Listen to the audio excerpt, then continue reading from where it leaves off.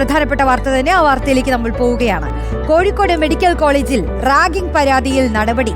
2ാം വർഷ MBBS വിദ്യാർത്ഥികളായ 11 പേരെ suspend ചെയ്തു. 1ാം വർഷ വിദ്യാർത്ഥികളുടെ പരാതിയിലാണ് നടപടി. തുടർ നടപടികൾക്കായി പ്രിൻസിപ്പൽ പോലീസിന് റിപ്പോർട്ട് നൽകി. കോളേജ് ഹോസ്റ്റലിൽ വെച്ചായിരുന്നു റാഗിംഗ് എന്നാണ് പരാതി. സാനിയോ മനോമി ചേരുന്നുണ്ട്. സാനിയോ, ഈ ഡോക്ടർമാരായി രോഗികളെയൊക്കെ പരിചരിക്കേണ്ട കുട്ടികളാണ്. 11 പേരാണ് ഈ റാഗിംഗ് നടത്തി ഒടുക്കം ഇപ്പോൾ അവരെ സസ്പെൻഡ് ചെയ്തിരിക്കുന്നു അല്ലേ?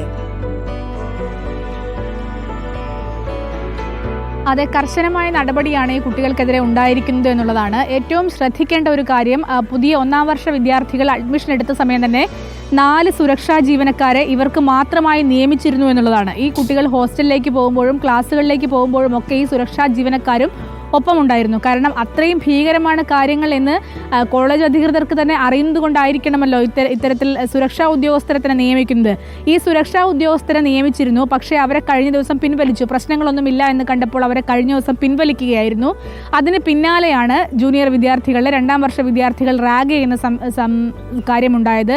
അതായത് 11 പേരാണ് റാഗ് ചെയ്ത് ഹോസ്റ്റൽ റൂമിൽ വെച്ച് ശാരീരികമായും മാനസികമായും പീഡിപ്പിച്ചു എന്നാണ് വിദ്യാർത്ഥികളുടെ പരാതി. ഈ പരാതി രക്ഷിതാക്കളുടെ വാട്സാപ്പ് ഗ്രൂപ്പിലടക്കം ചർച്ചയായപ്പോഴാണ് പ്രിൻസിപ്പൽ ഇടപെടുകയും ഈ ആൻറ്റി റാഗിംഗ് കമ്മിറ്റി കൂടി പരിശോധന നടത്തുകയും ഒക്കെ ചെയ്തത്. ക്രൂരമായ റാഗിംഗ് ആണ് നടന്നതെന്ന് കണ്ടുകൊണ്ട് 11 പേരെ സസ്പെൻഡ് ചെയ്യുകയും ഒപ്പം ഈ നടപടികൾ പോലീസിൽ റിപ്പോർട്ട് ചെയ്യുകയും ചെയ്തു. ഇനി പോലീസിന് നടപടി എടുക്കാമെന്ന് പറഞ്ഞുകൊണ്ടാണ് പ്രിൻസിപ്പൽ ഇപ്പോൾ നടപടി റിപ്പോർട്ട് ചെയ്തിരിക്കുന്നത്. ഏതായാലും ഗുരുതരമായ കുറ്റകൃത്യമാണ് ഇതെന്ന് കണ്ടെത്തിയതായാണ് പ്രിൻസിപ്പലും അതുപോലെ കോളേജ് അധികൃതരും ഒക്കെ പറയുന്നത്. 11 പേരെ 2ാം വർഷ വിദ്യാർത്ഥികളെയാണ് ഇപ്പോൾ സസ്പെൻഡ് ചെയ്തിരിക്കുന്നത്.